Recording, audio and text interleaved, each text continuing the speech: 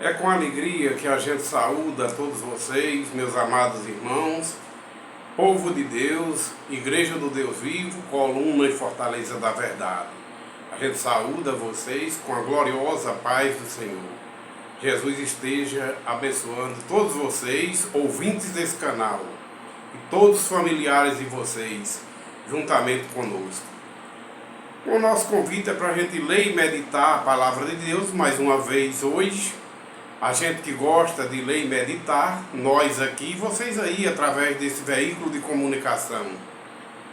Vamos ler e meditar a palavra de Deus em uma das epístolas que o apóstolo Paulo escreveu aos Tessalonicenses. Segunda epístola que Paulo escreve aos Tessalonicenses, capítulo 2, a partir do versículo 1 até o versículo 12. Título da leitura: O homem da iniquidade ou o anticristo e a vinda do Senhor. Irmãos, no que diz respeito à vinda de nosso Senhor Jesus Cristo e a nossa reunião com Ele, pedimos que vocês não se deixem demover facilmente de seu modo de pensar, nem fiquem perturbados, quer por espírito, quer por palavras, quer por carta, como se procedesse de nós, dando a entender que o dia do Senhor já chegou.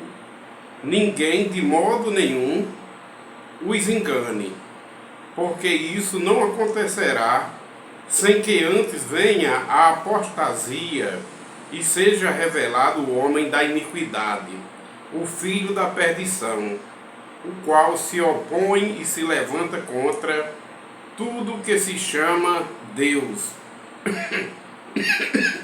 ou é objeto de culto, a ponto de se assentar-se no santuário de Deus, apresentando-se como se fosse o próprio Deus. Vocês não lembram que eu costumava lhes dizer essas coisas quando ainda estava com vocês? E agora vocês sabem o que o detém, para que ele seja revelado o seu tempo. Porque o ministério da iniquidade já opera e aguarda somente que se afasta. O que se afasta é aquele de que agora o detém. Então será revelado o iníquo, a quem o Senhor Jesus o destruirá com o sopro de sua boca e destruirá pela manifestação de sua vinda. A vinda do Senhor vai destruir o homem da iniquidade. Ora, o aparecimento do iníquo é segundo a eficácia ou ação de Satanás, com todo o poder, sinais e prodígios da mentira, e com todo o engano de injustiça aos que estão perecendo, porque não acolheram o amor da verdade para serem salvos. É por este motivo que Deus lhes envia a operação do erro, para darem créditos à mentira, já que não quiseram dar crédito à verdade, a fim de serem condenados todos os que não creram na verdade, mas tiveram prazer na injustiça. Meus irmãos, é um texto muito sábio, como toda a palavra de Deus é, e o apóstolo Paulo, cheio do Espírito Santo, orienta aos Tessalonicenses sobre a vinda de Cristo. Mas antes da vinda de Cristo, vai operar ainda o homem da iniquidade que já está operando no mundo desde aquela época. Falta apenas ele se revelar. Ele vai se revelar, é o 666, é número de homens, sim, porque Jesus disse que ele não cogita nas coisas de Deus, o diabo, ele cogita nas coisas dos homens. Quando ele expulsou ele, disse: sai para trás de mim, Satanás, porque tu não cogitas nas coisas de Deus, mas nas coisas dos homens. Por isso que lá em Apocalipse diz que o número dele é 666, se refere ao diabo, à besta e ao falso profeta. e é número de homem. Por quê? Porque ele não cogita, ele não tem acesso às coisas de Deus, em pensar nas coisas de Deus, em pensar no bem. Ele só pensa nas coisas dos homens, só cogita no engano, para enganar aqueles homens que não recebem de Deus o entendimento. Mas ele espera somente a vinda de Cristo. Quando Jesus vir, vai liquidar ele, vai destruí-lo apenas com o sopro do seu Espírito, da sua boca. Porque o poder de Deus é grande e Jesus vem, como veio na primeira vinda, com todo o poder de Deus para pregar o Evangelho. Ele vem na segunda vinda para julgar todos aqueles que creram e obedeceram a palavra, para levar para a glória. E vai julgar os mortos, para ser lançado juntamente com ele, com a besta, o falso profeta e o diabo. O homem da iniquidade, ele cogita nas coisas dos homens, nos governos terrenos. Ele está cogitando nos governos terrenos, com todo engano, e é desde o princípio, como aqui naquela época Paulo já escrevia e diz que ele já estava no mundo, o homem da iniquidade, com todo engano, e pode ver que ele é usurpador, ou seja, ele quer tomar posse daquilo que não pertence a ele, mas só pertence a Deus, como por exemplo a adoração. Ele quer que o povo adore a ele por intermédio de alguma coisa, por intermédio das obras mortas, das imagens de esculturas. Ele quer que o povo, quer tirar o pensamento do povo de Deus para ser transferido a ele.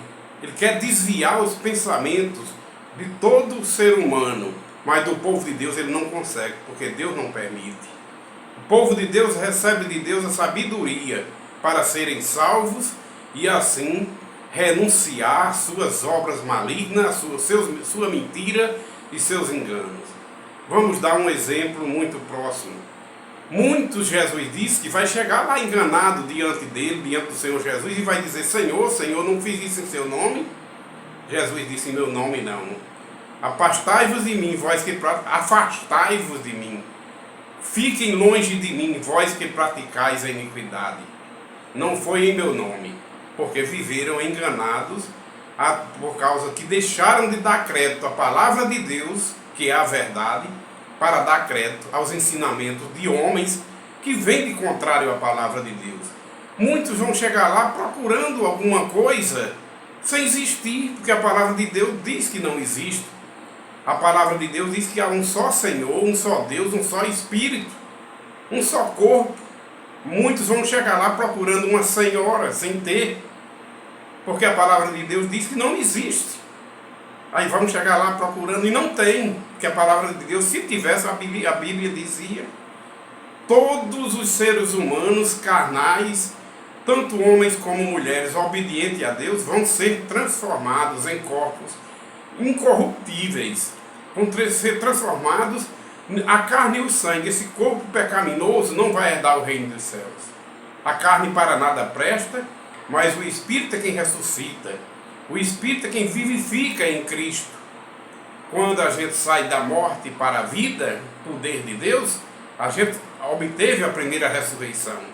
E aqueles que obtiveram essa primeira ressurreição, que creram na palavra, eles não serão mais julgados. Eles estão salvos já, a garantia do Senhor Jesus. Porém, o homem da iniquidade, ele quer desviar os pensamentos dos seres humanos, às vezes com coisas pequenas. Como já é velha essa doutrina aí, mentirosa, do Papai Noel. Aí vocês devem dizer: mas é uma brincadeirinha. Meus irmãos, isso tem uma validade tão grande, que ele, com a astúcia dele, vocês pensam que é coisa pequena? Não ensine a vossos filhos que existe essa mentira. Esse Papai Noel não existe, é uma lenda. Não é Papai Noel que dá presente aos filhos de vocês. Jesus, no Pai Nosso, nos ensinou a gente orar e dizer: Pai Nosso que está no céu. Pedir tudo a Ele, a esse Pai Nosso que nós temos no céu. Ensina as suas crianças que vocês têm, nós temos um Pai Nosso que está no céu, que é quem nos dá saúde, é quem nos dá disposição para trabalhar de uma forma digna e honesta, para comprar os presentinhos de seus filhos, roupa, o alimento, o sustento deles. Não diga essa mentira, não ensina essa mentira para eles, nem por brincadeira que nós temos esse Papai Noel. É uma forma de desviar o nosso pensamento de Deus, ensinar a sã doutrina a nossos filhos, que nós temos um Pai nosso que está no céu, que nos dá tudo, fôlego de vida, nos dá disposição para trabalhar, nos dá um emprego, para a gente trabalhar de forma digna e manter as nossas crianças, os filhos de vocês.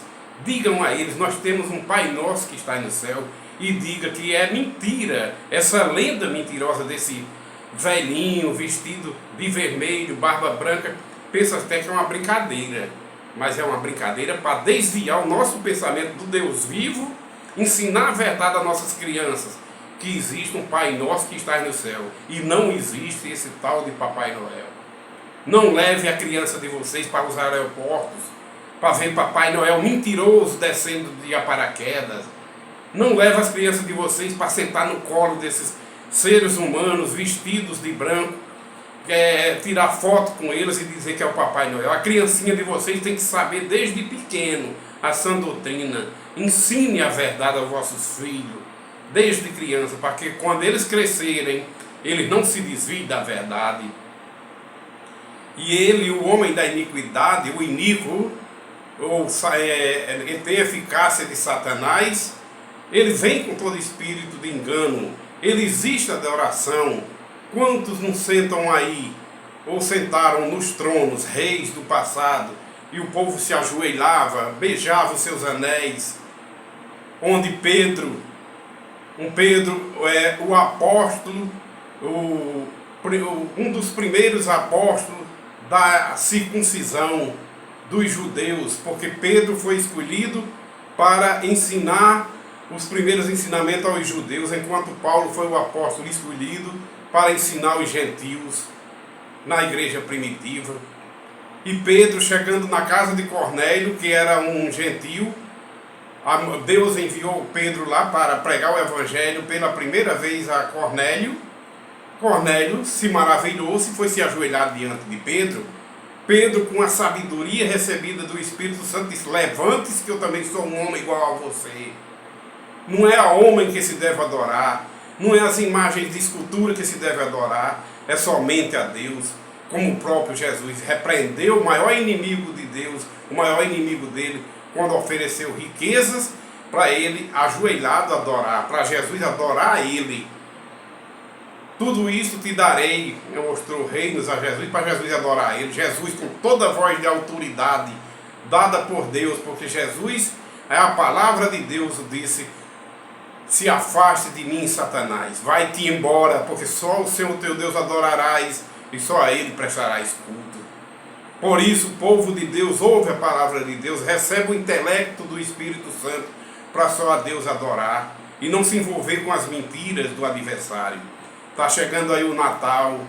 Natal é muita hipocrisia por parte de uma grande sociedade a nível mundial, onde, quando Jesus veio ao mundo para nascer, foi rejeitado. Nem lugar para ele nascer ele teve, porque as hospedarias estavam todas ocupadas. Ele foi nascer lá numa manjedoura, juntamente com os animaizinhos, porque não encontrou. Aí hoje, Jesus é a verdadeira luz. Quem crê no Senhor Jesus e obedece a palavra de Deus todos os dias, que se chama hoje, vive na luz, que ele diz: quem crê em mim, eu sou a luz, quem crê em mim jamais viverá em trevas, mas enche de luz colorida, vermelha, azul, para comemorar o nascimento de Cristo, ainda segundo a carne e o sangue, onde hoje está vivenciando, nós estamos vivenciando todos os dias que se chama hoje. Esse ano vindouro, a partir de janeiro até dezembro, todos os dias que se chama hoje, nós estamos comemorando 2025 anos, a partir de janeiro, que Jesus veio a esse mundo, deu os ensinamentos de salvação, deixou a sua palavra escrita na Bíblia e morreu e ressuscitou por nós. E o nascimento hoje de Jesus é um novo nascimento, é o crer e obedecer. É o momento em que o ser humano morre para a velha criatura pecaminosa e nasce o novo homem para servir a Deus. E isto acontece todos os dias do ano, todos os minutos, todas as horas, no momento em que um pecador se arrepende de seus pecados e sai da velha criatura, morre para a velha criatura pecaminosa, os velhos costumes que não agradavam a Deus, nasce o novo homem para servir a Deus em espírito e em verdade. Esse é o verdadeiro nascimento espiritual que acontece todos os dias. E Jesus diz que a festa não é aqui, a festa é no céu. Todas as vezes que um pecador se arrepende de seus pecados, todos os dias os anjos estão fazendo festa no céu, louvando e glorificando a Deus pela vitória que Jesus está tendo aqui na terra, a palavra de Deus. Todos aqueles que ouvem e passam a crer, morre a velha criatura, nasce o novo homem. Este é o Natal espiritual de cada um. E Jesus é a luz, não é essas lâmpadazinhas coloridas, que de uma forma hipócrita a humanidade faz esses enfeites. No dia que Jesus nasceu, uma estrelinha guiou aqueles 3 homens até o canto que Jesus estava e tinha acabado de nascer, para mostrar que o Salvador do mundo nasceu, que o Salvador do mundo estava na terra e que a palavra de Deus ia se fazer carne nele quando ele começasse a falar.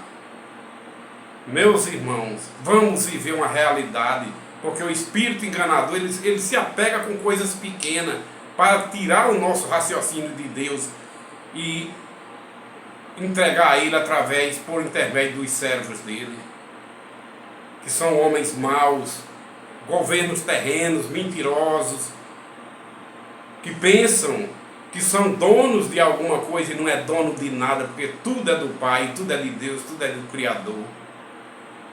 Eu quero dizer a vocês que é um usurpador o adversário de Deus. Ele quer tomar posse do que é de Deus, não é nada dele, tudo é de Deus. Ele quer adoração. Ele não se apresenta com aquele bicho feio, não, do zoião, não. Ele se apresenta nas coisas bonitas. Faz um homem muito bem esculpido, de imagem de escultura, morto, porque Deus não é um Deus morto, Deus é vivo, e os verdadeiros adoradores são os que adoram o Pai em espírito e em verdade, um povo que recebeu vida e vida em abundância em Cristo. Deus não é Deus dos mortos, mas é Deus dos vivos, de Abraão, de Isaac e de Jacó, que é a descendência que ia receber vida e vida em abundância em Cristo. Porém, os que recebem vida e vida em abundância em Cristo, só a Deus adora. E conhece até as coisinhas que parecem pequenas, mas a astúcia dele, do adversário de Deus, é tirar a concentração da mente humana, do seu Criador, para invocar e levar para aquelas coisas que são vaidades, que nada valem. Mais uma vez eu falo, não ensine essa mentira do Papai Noel aos vossos filhos. Parece uma brincadeirinha, mas não é não. Ensina aos vossos filhos desde pequenininho que nós temos um Pai nosso que está no céu, como Jesus assim nos ensinou. Pedi ao Pai Santo que está no céu, em nome de Jesus, e Ele concede.